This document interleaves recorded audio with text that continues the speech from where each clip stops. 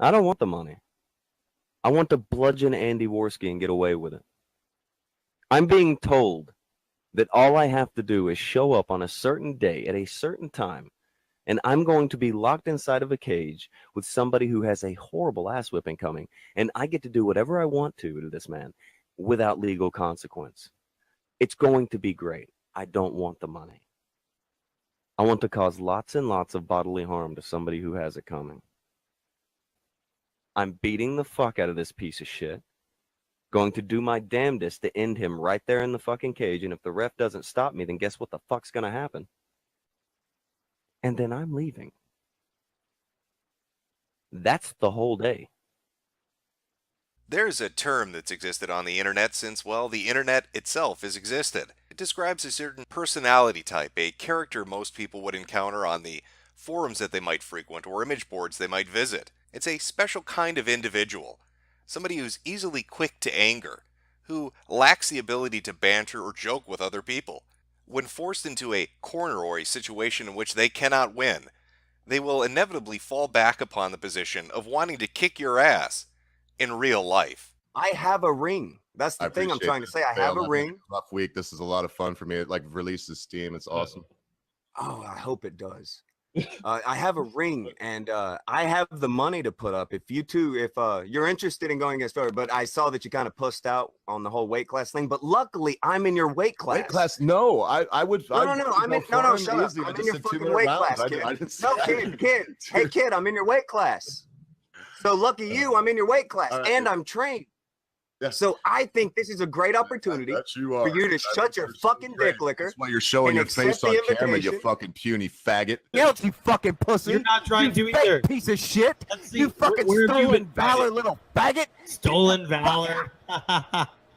What do you think that is? What do you think your entire life is? Pretending to be something you can never fucking be. Being some kind of goddamn fake who goes from place to place. Pretending that you fucking matter. You can't draw flies to fucking shit, you idiot. You're so mad, dude. I'm not mad. Funny. I'm ready. There's a big difference. I'm not mad. I'm ready because I'm not a fake like you. I'm not a fake fucking pussy like you are, babe. You're on your own. There's a big difference between mad and ready. I am ready, baked. Unlike you, I am ready when somebody wants to bring something up because I'm not a fucking fake. You're a fucking fake, pussy lips. No. You triggered, my dude? You sound pretty triggered. Oh, I'm triggered as fuck. I would fuck your face up so bad. Oh, shit, I'm sure you would, my dude. You sound so smack mad your right little now. ass Oh, up so God, you fucking sound quick. so mad, dude. Oh, I'm mad. I would fuck. Oh, you sound so triggered right now. I'm such an internet tough guy. I'm so mad. I would fucking, if I found you in real life, I would fuck the shit up. I would beat you up so hard. I would punch you in the fucking face. I would. Now, this video doesn't exist to give you a deep lore exploration of who Tonka is. I leave that in others' hands. Nor is it a documentary focusing on the fight itself. No, this video hopes to highlight what an internet tough guy actually is, what their behavior will always lead to, and why they should be mocked and ridiculed anytime they're encountered on the internet. Our story begins with the internet personality Tonka. Good old Donga, leader of the trailer park tribe, spends his days hunting super berries. He's not afraid of anyone. He is a man's man, and don't you ever fucking step up to a man. You fake fucking bitch! That is some weak bullshit. Don't you ever step up to a fucking man. That behavior has existed within him, on the internet, for at least 7 or 8 years. Every single person he would encounter who would eventually throw up a roadblock to his bullshit would sooner or later receive a challenge to fight him in real life. But as with most internet tough guys, nobody really gave him much attention. They just saw it as complete bullshit and moved on. That is until a little cokehead by the name of Andy Worski said enough is enough. I will go to the States. I will go to the ring you want me to go to. I will go see the doctor that has to check me to see if I'm in fighting condition. I will do all your... I agree. Mid-January, I agree to everything that you have said. Now, to understand the reasons that Andy decided to take Tonka up on his challenge, I need to give you a little bit of background information. Andy Worski was a fairly moderate-sized channel, focusing mostly on anti-SJW videos. That all ended up changing for him on the heel of the Kraut and Tea implosion. With new eyes on his channel, Andy decided to branch out, and he branched out by changing his format.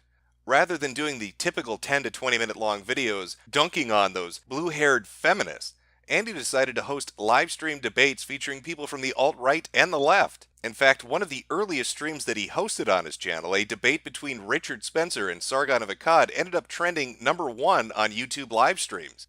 Andy would end up building on the momentum of this by partnering with J.F. Garpy, who would soon become his co-host on the channel. Soon Andy found himself with a steady audience of 3,000 to 4,000 people, with thousands of dollars rolling in for each and every episode that he hosted during the weeknights. It seemed that all was going great for Andy. That is, until Tonka inserted himself. And the first signs of this were when Andy decided to end his partnership with JF. All right. Well, I think that it is the end between us two, and I'm sorry about it. But this is the way I speak on YouTube, and there's no reason for me to lower the standard for you. And I've never sacrificed my intellectual integrity. Fair enough. So it's gonna be the end. And it was fun while it lasted. Yeah, I was gonna say too, like. Now, while on the surface it may seem that JF and Andy had issues with one another, and they did, behind the scenes there was more going on than what was presented to the audience that evening. Oh my God, you're okay. Look, you in the morning didn't say anything about it being a bad idea. In fact, you were enthused and made it as vulgar and aggressive as possible. I'm backing you up. No, I'm keeping. God damn. So, but you thought it was a bad idea later. So why didn't you tell me it was a bad idea and then tell an audience later that it was a bad idea? Because I told you it was a bad idea for a fucking month. No, you fucking didn't. Really? You did not say. Really? You were like, well, if you're gonna fire him, fair enough. Really? Here's how you do it. Yeah, you did not. When the fuck did you tell him to not do it? Geek was there. Failure was there. Don't fucking lie. Tonka, along with the other co-host of The Morning Kumite, Failure, had given Andy the advice that he needed to dump JF, that JF was disrespecting him, and that it was a smart decision for Andy business-wise and creatively moving forward. And how did that decision work out? I'll let you be the judge. Go put dilation on, bitch. The dilation is my bitch. Don't steal that shit from me. Get rid of some of that hair. Get rid of some of that hair. Everyone was quiet and they wouldn't be screaming. Yeah. From the height of popularity to a great deep fall, Andy's channel plummeted. Once he was pulling in 4,000 to 5,000 people a stream and making a ton of money, suddenly the views began to diminish, guests stopped showing up, and he found himself having nearly a nervous breakdown. But even with the animosity behind the scenes, even with Andy being somewhat resentful towards Tonka for leading him astray, there still wasn't a direct confrontation between the two. That was until the pedophile accusations hit him. In October of last year, Snapchats were released which purported to show Andy Worski engaging in sexual conversations with an underage girl. You can sit on my lap. I'm already hard. I don't know what he's referring to there. She says, me in my school uniform and just walking down the street. He says, oh my fucking God, I stopped by your school to be a volunteer or something. Go by as your cousin. Fuck you in the broom closet quick. Or like pick you up in the parking lot. The guys who like you go, who's that guy? And as we drive away, you lower your head to my cock. Upon seeing this information released, Tonka decided to immediately begin tweeting out about it, taking shots at Andy and saying that it was just a joke, that he was goofing around and that he didn't really mean it. However, in private DM conversations, it was another story. He believed that Andy was guilty of what was being shown in these screen caps and this video that had been put up on the internet, and he was looking forward to Andy being boxed into a corner and having his life utterly destroyed. It would later come out that these screenshots and the people involved with this particular Snapchat conversation were pulling a gay op. The images were faked. The video was faked. The girl involved is not underage. It was set up to bait Andy Worski in a plot for revenge. But Tonka didn't care. He didn't wait for the evidence to be looked at. He didn't wait for any conclusions to be drawn. He saw a cudgel with which to beat Andy Worski, to try to destroy everything that he had built, to snap that tenuous grasp that he still had on reality. and push him completely over the edge. Tonka had gone from giving Andy simple misinformation when it came to his breakup of the partnership with JF to actively seeking to destroy his life in a way that would be almost impossible to recover from. Tonka was more than aware of who was involved in the release of this information, that one of the key individuals was highly unreliable and had a motive for wanting revenge against Andy Worski. Tonka had the facts surrounding the Snapchat fiasco. He did not care. No. See, this is where you're wrong. There's always a way to kill a fan base. You make people ashamed. His indifference and slight apathy or anger towards Andy had blossomed into a full-on hatred of him. And that is what leads us up to the confrontation. Now, internet tough guys, they don't actually fight. They like to run their mouth. They like to throw the challenge out. They like to tell you how tough they are, how physically fit they are, how badly they'll beat you. But they never follow through on it because they have no intention of doing so. But in a shockingly rare occurrence, an internet tough guy actually had to put his ass on the line. And that is thanks to Tara LaRosa. Now, Tara, a sometimes guest on the Morning Kumite, had heard that Tonka and Andy were having an argument. Tonka had said that he could set up a fight, that he could arrange the details of it, but he was running into some difficulties. And out of nowhere, Tara said, she'll have it set up in 5 minutes. And she wasn't kidding. Tara contacted Tim Loy of Valor Fighting Challenge, and within 24 hours, a date had been set in stone. On January the 19th of 2019, Andy Worski and Tonka would meet each other inside the cage in Knoxville, Tennessee. Now, what do you suppose happens when you take an internet tough guy, somebody who has no intention of actually fighting anybody in real life, and put them into a situation where they're going to have to fight somebody in real life?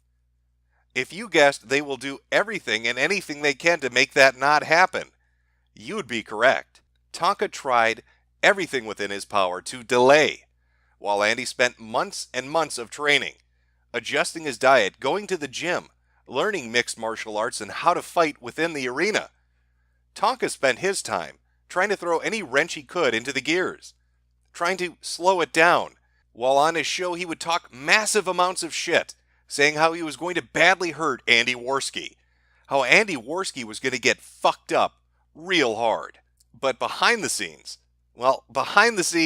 things were a little bit different. And come January 19th, only one man would be standing in the arena. Well, maybe standing is the wrong way to put it. To elaborate on what Shamir had been saying, Andy Worski is making his way to the cage. His opponent, Tonka, did not show up. Apparently 2 internet personalities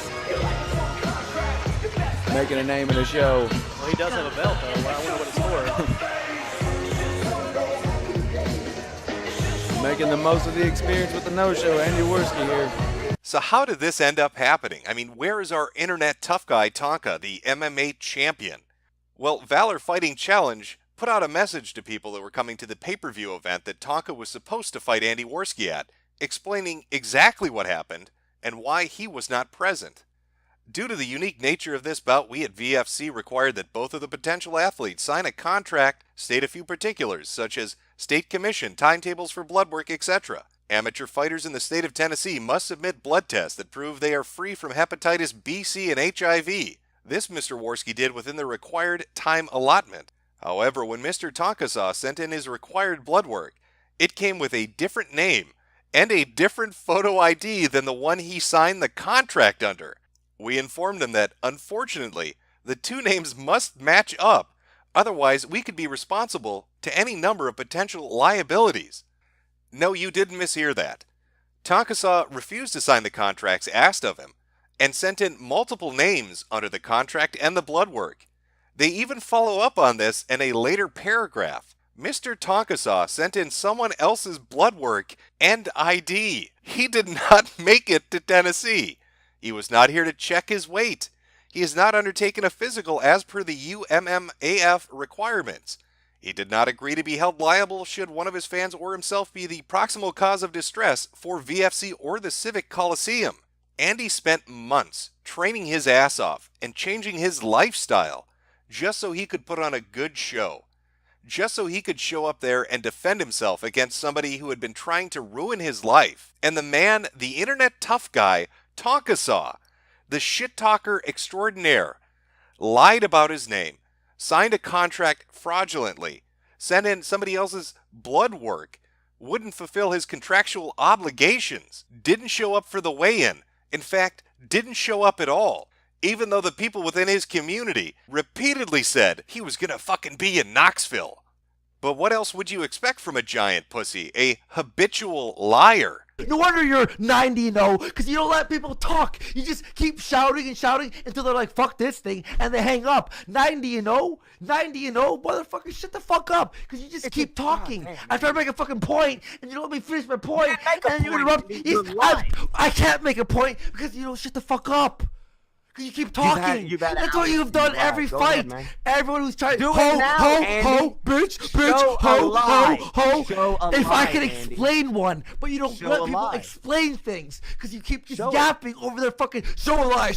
Well, here's one, but you just fucking will talk over the next sentence and the next sentence. In fact, it's so easy to call this guy out on lies. I was able to make a supercut just to show you. I put this up on Twitter a while ago, but I'm going to include it in the video to give you a better idea of how much he bullshits and makes things up, because it really plays into what an internet tough guy is. It's all bolster. It's all tough talk. None of it's real. Everything that comes out of them is complete and utter bullshit. Is Tonka a compulsive liar in your opinion, says, or Derek Vitalis? I'm afraid so. You want to go to the street? There's messages people sent me. I don't give a fuck what you got sent, bitch. So many people hate you that like we were supposed to go fight in me Jacksonville when we were supposed to fight in Jacksonville. And I said I would, and then you were like, he's gonna probably shoot me. You fucking pussy. Who the fuck said that?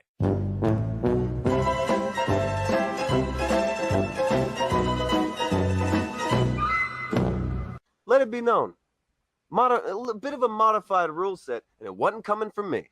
No knees, no elbows, and no leg locks. Really? I guess the idea of being put in a fucking wheelchair was a bit too scary for home slide. But yeah, I just want to confirm if that was a stipulation, because he was like, it wasn't me who asked for that rule. Wink, wink.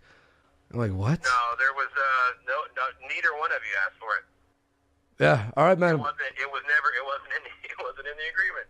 Talking to you right now. Who the fuck am I? Well, they would hear the phone go off if you call where I'm actually at. So I call don't care, Tonka. I don't care. Go grab your fake news and fucking call me. I don't have the number. I just saw you. Go grab your fake news and call me. I saw your trailer park and your little. Go grab your fake news and call me.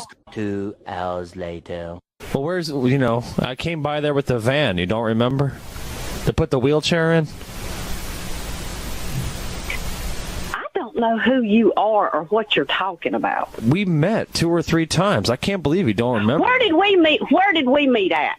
Outside your house. With the Outside where? What house? Where do I live? Oh, come on. I don't appreciate Oh, you come on. You come on. You come on. I don't know you. You come on. You come on. Come on. Come on. I had the van. You don't remember? Fuck you, bitch. Daddy, no. I want you to take a moment to imagine yourself in the position of Tonka. Here you are, a guy that spent nearly a decade on the internet telling everybody how badly you're going to kick their ass. Onto your show, onto your morning kumite, Tara fucking LaRosa shows up. She's able to facilitate a match between you and some guy on the internet you've been beefing with. Everybody is paying attention. People are putting in a ton of money. In fact, VFC, because of Tonka's stunt, supposedly lost upwards of $6,000 in refunded fucking pay-per-view tickets. Valor, we've checked the seats that were refunded. We calculated they lost about probably around $6,000, maybe even more on the fight. All these people are showing up to watch this spectacle, and you pussy out. You pussy out in the biggest fucking way possible. You prove once and for all to the internet what an internet tough guy really is. All talk, no walk. There is no way to recover from that. There's no coming back from it. There are one of 3 possibilities when it comes to Tonka in this situation. He is either a coward, a fraud, or he has AIDS. And that's why he had to send in somebody else's blood work. So whether he is an AIDS-ridden cripple, a fraud, or a coward, he will forever be branded that. This was a pay-per-view event that people within the fighting community pay attention to. Tonka has built his Morning Kumite show on respecting the fighting game, understanding the rules, and respecting the history. And he just spit in the face of Tim Loy, Tara LaRosa, every person attending this, and his opponent, Andy Worski. He spent the last 3 months slandering Andy, calling him a pedophile, calling him a retard, saying that he was an idiot, that his show was shit, that his fame had passed, that he was never going to draw an audience or pull in another nickel. Running his mouth constantly, only for the moment of truth to arrive, and he's nowhere in sight. And that is the prime example of what an internet tough guy is. A complete fucking pussy.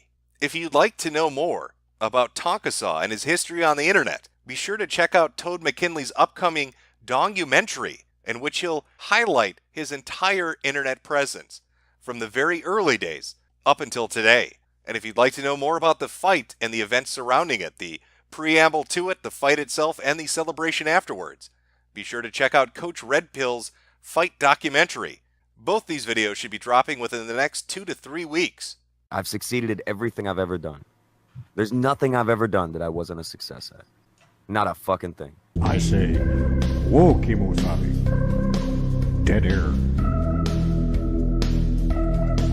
I say, whoa, Kimosabi.